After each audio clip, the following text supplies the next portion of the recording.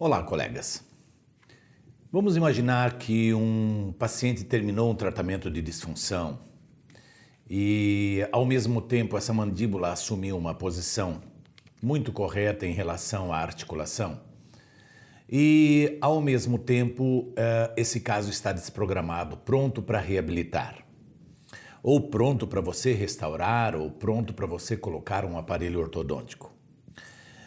Muitas das vezes, nós que trabalhamos com disfunção e trabalhamos com colegas que nos indicam casos, e quando ao devolver eu peço para que o colega, no seu tratamento de finalização, com qualquer um desses procedimentos, avalie a possibilidade de fazer essa reabilitação, mesmo num paciente que é um paciente classe 1, classe 2 de Kennedy, de Engel, por exemplo, ou então um paciente de mordida aberta, onde a possibilidade de fazer aquela oclusão de canino a canino com toques cêntricos, muitas das vezes é impossibilitada. Seja porque o paciente não quer fazer um tratamento ortodôntico, seja porque o paciente da ortodontia não quer fazer uma cirurgia de avanço mandibular, enfim.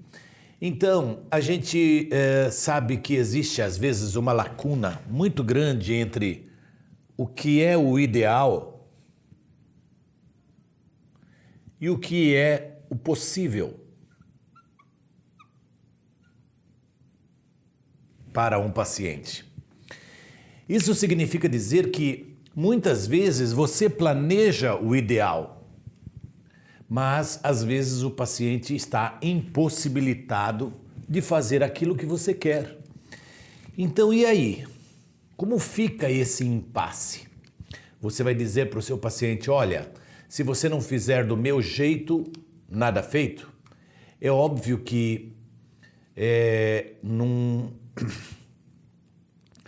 país onde nós temos que correr muito atrás dos nossos sustentos, dispensar um paciente porque ele não está aceitando o nosso planejamento, eu diria que talvez é correr o risco de perder muitos casos. Por que eu digo isso? Porque nós temos muitos pacientes que gostariam muito de fazer o tratamento com você. E você gostaria muito de poder dar a ele o ideal. Só que às vezes esse ideal fica muito longe do que é o possível. E ficando muito longe do que é o possível, você começa a se colocar em riscos. E colocar em riscos por quê? Porque na realidade você precisa fazer algo que dê estabilidade para esse paciente e ao menos ele aceite fazer aquilo que é o que está na possibilidade dele. Então, às vezes, a gente cai em situações, por exemplo, onde ao fazer uma reabilitação oral ou bucal, como queiram, uma dentística ou uma ortodontia, muitas das vezes a gente observa que, exemplo, na ortodontia, você vê que o ideal para aquele caso, num paciente classe 2, por exemplo, é fazer uma cirurgia de avanço. E o paciente fala para você, não, eu cirurgia nem pensar, doutor. E daí você joga todos os argumentos possíveis para fazer uma cirurgia de avanço, uma ortognática, e ele infelizmente não quer. A gente vê que em muitas situações, você tem que pedir para que o paciente, evidentemente, assine algum documento que assume os riscos de não fazer essa cirurgia. E muitos pacientes dizem, não, eu não vou assinar nada. A responsabilidade é do senhor. E aí? E aí que você fica entre a cruz e a espada, porque não quer perder o paciente e está colocando em risco o seu próprio planejamento. É uma situação muito difícil, muito difícil. Então, e a gente às vezes observa que muitos colegas, às vezes, se lançam a fazer determinado procedimento, um tratamento, colocando em risco o seu próprio nome para atender ao paciente. E nessa de colocar-se nessa condição, trabalha com realmente muita insegurança. Um pouco diferente, eu acredito, na medicina. Olha, vai ter que fazer uma cirurgia e ponto final. Olha, nós vamos ter que fazer, um tratamento mais invasivo e ponto final. O paciente aceita. Já na odontologia, muitos pacientes querem colocar a sua vontade. Concordam comigo? E nessa, a gente acaba colocando em risco o nosso nome ou então colocando em risco o nosso planejamento. E a gente observa isso, por exemplo, quando vai fazer uma reabilitação oral no paciente. E nessa reabilitação oral, você observa que o paciente é um paciente classe 2, um paciente às vezes de mordida aberta, e você precisa fazer uma reabilitação nele e vê que a possibilidade dos dentes inferiores tocarem, os dentes anteriores tocarem nos superiores para fazer o que nós chamamos de contato cêntrico. E o que é o contato cêntrico? Na bateria anterior ou nos anteriores. É o fato de você conseguir os toques, evidentemente, dos dentes inferiores nos superiores. E muitas das vezes você precisa fazer uma reabilitação, seja com lentes, seja com coroas, enfim. E você está vendo que a sua coroa ou vai ficar muito deformada na palatina, ou você não vai conseguir dar o toque cêntrico. E evidentemente, se nós tivermos aqui um incisivo central, ao menos, nós temos que conseguir esse toque. Mínimo que ele seja não forte o suficiente para, eu vou colocar aqui, não forte o suficiente para prender papel carbono. Não pode prender papel carbono de canino a canino. Mas tem que ter o toque cêntrico. Esse toque cêntrico é indispensável. De canino a canino. Mas, por conta do paciente não ter aceitado uma ortodontia para melhorar as guias, para você poder fazer a sua reabilitação, você se lança a fazer. E numa situação dessa, um paciente que tem uma mordida aberta, por exemplo, simplesmente você vai ter que reabilitar, porque senão ele vai procurar outra pessoa e você vai perder, talvez, esse paciente. E é óbvio que numa situação como essa, a gente tem que fazer de tudo para, evidentemente, não correr tantos riscos e poder atender o paciente e os seus anseios também. E é óbvio que numa situação como essa, já que você não vai conseguir toque nos incisivos centrais, porque a distância está muito grande em relação à bateria antero e inferior, não deixem, pelo menos, de dar toque em caninos.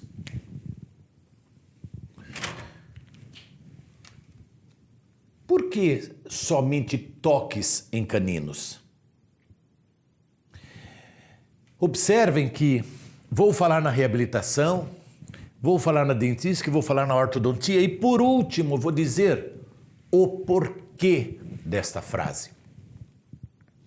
Então, se você vai reabilitar, peça ao teu protético que faça de tudo, já que você não vai conseguir toque de bateria anterior, inferior, antero-inferior, com todos os dentes na bateria superior, pelo menos em caninos. Quando eu digo pelo menos em caninos, pelo menos para que eles possam ao menos fazer uma desoclusão. Quando eu digo isso, o canino inferior deslizando pelo canino superior e tirando de toque todos os outros dentes. Ah, mas eu vou ter que deixar uma mordida aberta, e essa mordida aberta eu vou deixar apenas nos incisivos centrais. Tudo bem. É o ideal? Não. É o possível? Sim. É o ideal? Não. Então, pelo menos deixe canino com canino. Você vai fazer agora uma dentística, vai fazer umas restaurações nos seus pacientes, muitas restaurações. Vai reconstruir cúspides. Avalie, pelo menos, como está a relação entre os caninos. Como está essa relação? Ah, tem mordida aberta. Os dentes anteriores estão se tocando, mas os caninos estão em mordida aberta. No seu orçamento, não deixe de avaliar essa condição. Ou seja, avalie, você está fazendo um planejamento, um orçamento de um exame para fazer um tratamento num paciente, observe pelo menos se esses caninos eles estão bem posicionados para fazer uma desoclusão. Se eles estiverem bem posicionados, pode fazer a sua restauração.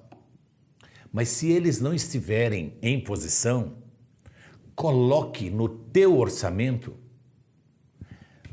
como se fosse então, eu não dou essa importância que eu vou dar agora.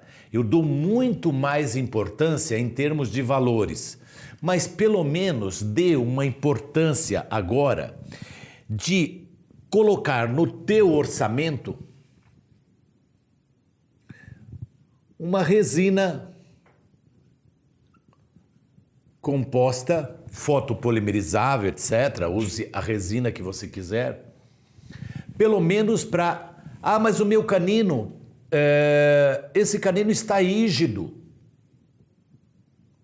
E por que eu vou colocar uma guia na palatina desse canino, se ele está rígido? Porque você precisa dar guia.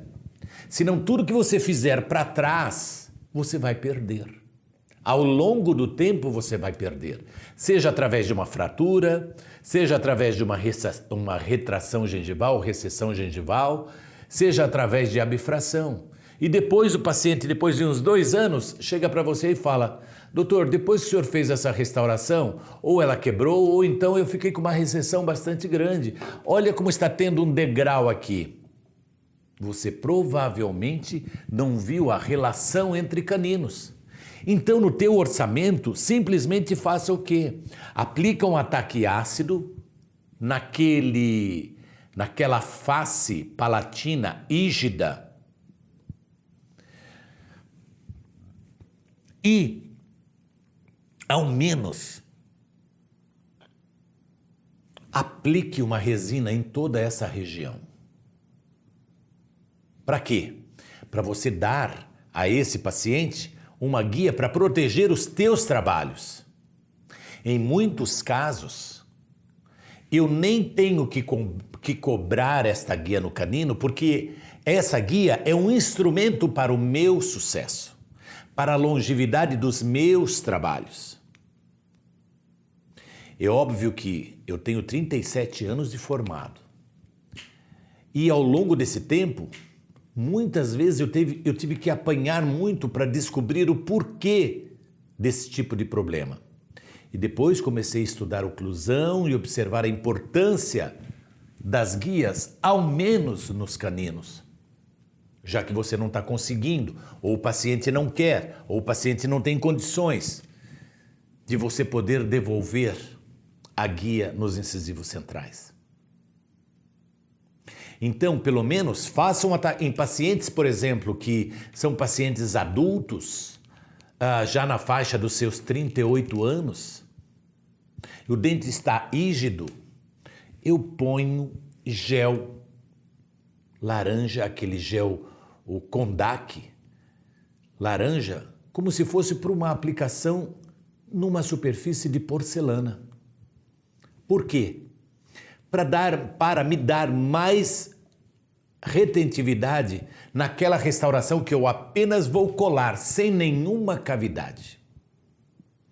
Inclusive, eu controlo bem a salivação do paciente, colocando algodão, fazendo um isolamento relativo. E quando eu acabei de esculpir mais ou menos a face palatina, eu peço para o paciente, faça um pequeno isolamento no dente inferior e peço para o paciente, feche a boca. O paciente fechou a boca.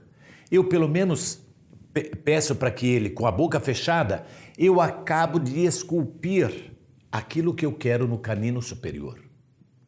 Depois ele abre a boca e eu acabo recortando com o meu instrumento todo o excesso e polimerizo.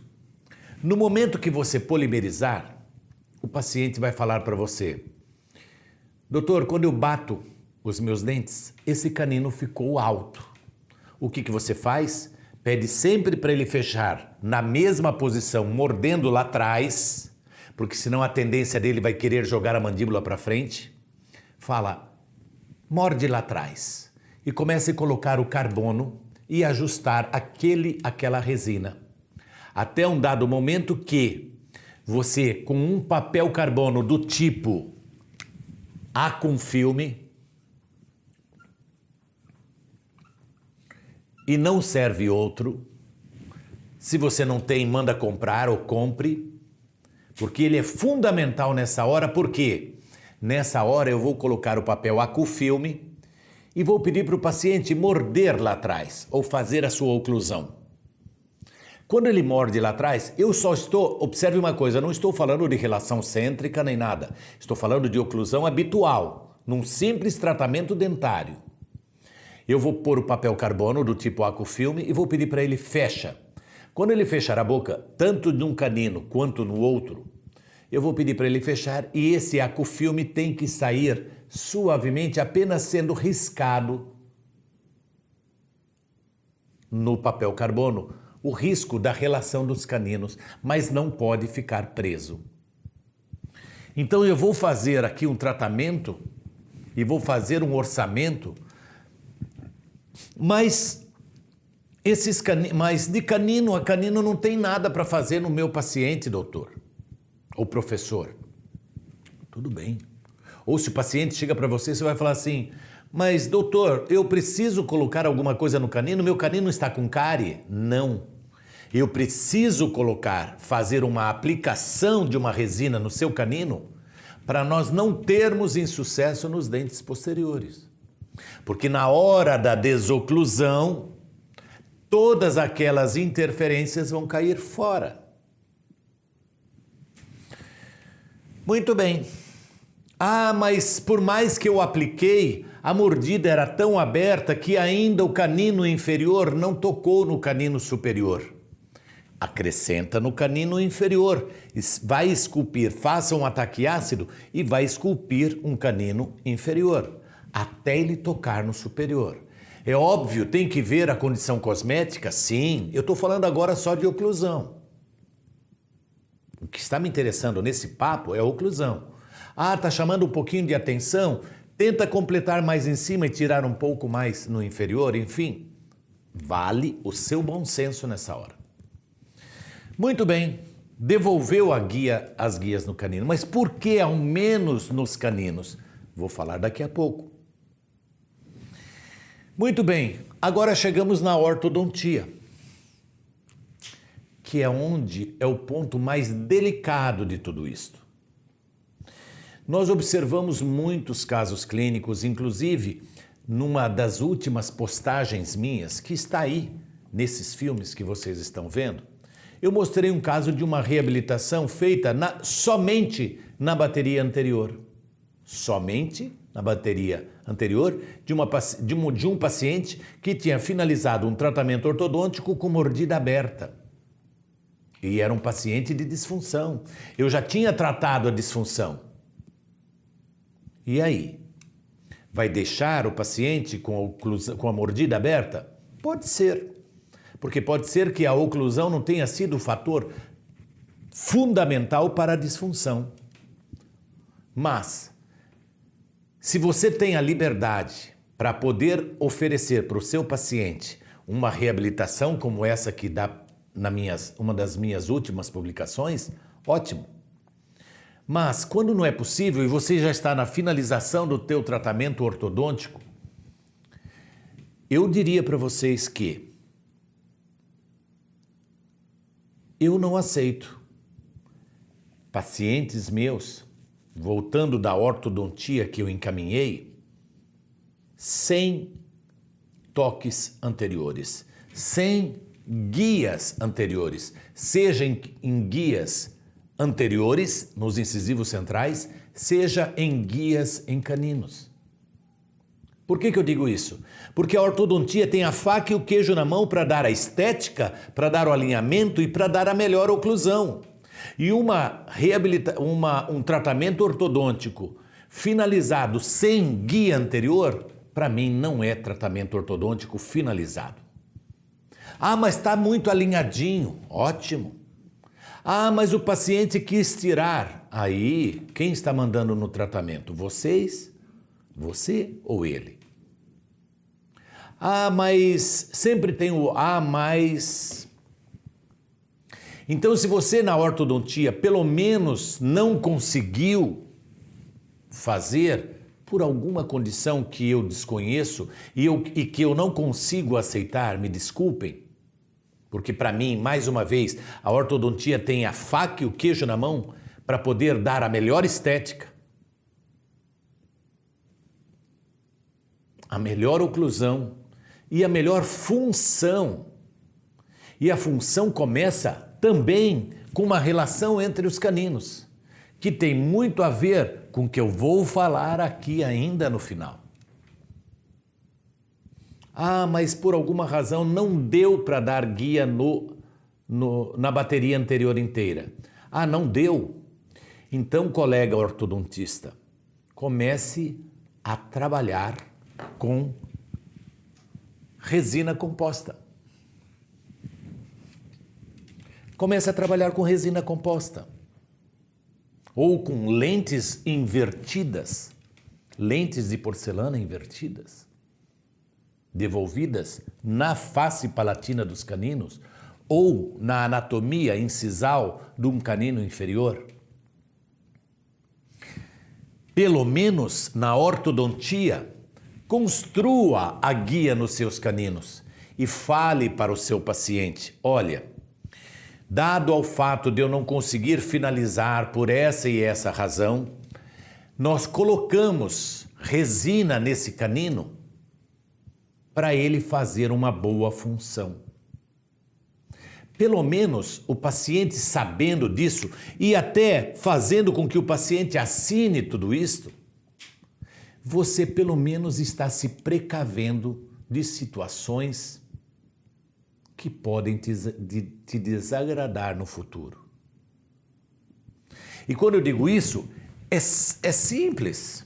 Você finalizou, conseguiu intercuspidação de todos os dentes, mas por alguma razão você está vendo que está finalizando o caso sem a guia anterior. Pelo menos dê nos caninos, aplicando naqueles caninos que não estão trabalhando a resina ou a lente invertida, mas de função. Por quê? Porque o canino é que vai dar, agora é que eu vou falar, principalmente por que, ao menos nos caninos. Quando eu digo isso é porque os caninos, agora a resposta, os caninos são os responsáveis para orientar o ciclo mastigatório. A partir do momento que você começa a fechar uma mordida aberta e começa a dar relação entre caninos, você começa a modificar o ciclo mastigatório de ambos os lados. Porque a relação entre os caninos é o inverso do que você analisa. Você analisa nesse sentido, só que o ciclo mastigatório do seu paciente é nesse sentido. Aí você poderia me dizer assim: ah, mas vai desgastar a resina. Ah, mas vai desgastar a lente. A lente talvez nem desgaste. Mas eu até aceito que você me diga: vai desgastar a resina invertida nesse canino. Eu diria para vocês que num ciclo mastigatório você percebe os seus caninos se tocarem? Não percebe. Por que você não percebe? Porque eles estão ali apenas como orientadores, balizadores do que acontece de canino para trás, com exceção dele. Todos os premolares e molares são guiados pelos caninos. E quando você dá uma guia, seja em resina ou seja devolvendo ortodonticamente, você está mudando o ciclo mastigatório desse paciente. Por isso, devolver ao menos no canino, para você dar a esse paciente uma proteção para ele mastigar, seja do lado esquerdo, seja do lado direito, bem protegido pelos caninos. Porque é eles que vão orientar, são eles que vão tirar todas as interferências em lado de trabalho e balanceio se eles estiverem bem posicionados. E eu diria para vocês que eles pouco trabalham porque você nunca, ao mastigar um alimento, observou seus caninos trabalhando. Eles existem se você tem sempre uma mesma dieta alimentar. Todos os dias você come, exemplo, arroz, feijão em bife, arroz, lasanha. Na quinta-feira come sempre uma carne cozida. O teu ciclo mastigatório já conhece a tua dieta e não precisa ficar te orientando dentro do ciclo mastigatório quando ele faz apenas isso.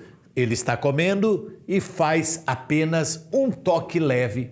Então, nós temos uma situação onde, quando você vai mudar a sua dieta, por exemplo, foi convidado para comer um outro tipo de alimento e o teu engrama não conhece aquele alimento, provavelmente ele deve balizar 2, 3 vezes, como se informando ao sistema o seguinte: você não sabe o que você está comendo, mas se lembre que esta guia tem que ser respeitada. Então ele serve apenas para orientar quando você muda muito a tua dieta. Caso contrário, ele sempre vai trabalhar da mesma forma. Então ele não precisa toda hora ficar te informando como que você tem que mastigar, se você sempre tem a mesma dieta. Mas não, hoje eu vou comer num restaurante diferente. Vou pedir uma comida diferente. Provavelmente nessa hora ele deva trabalhar. E eu diria para você, a possibilidade dele se desgastar é mínima, porque ele só trabalha para orientar, diferente de resinas em molares. Então, qual é a importância de nós darmos, pelo menos em caninos, fora tirar as interferências que podem causar retração de gengiva ou recessão de gengiva, fazer abfrações, tem algo muito mais sério por trás disso, chamado de ciclo mastigatório. Esse ciclo mastigatório que somos nós, dentistas, que devolvemos ao nosso paciente ou estragamos tudo. Já que você não conseguiu, por alguma razão, dar guia anterior que é incisivos centrais, nos incisivos centrais superiores, desocluindo todos os posteriores. Pelo menos dê nos caninos, porque pacientes de mordida aberta, vocês já viram como que ele corta uma maçã? Já que ele não tem a guia aqui na frente, ele põe a maçã aqui e faz a guia na mão. Coloca e abre assim, e corta assim uma maçã. Ele faz na mão a guia que ele não tem. Mas na hora de mastigar, você precisa dar a ele a forma correta para ele mastigar. Tá certo? Espero que tenham entendido tudo isso pela importância do ciclo mastigatório, dando ao menos a guia nos caninos. Muito obrigado.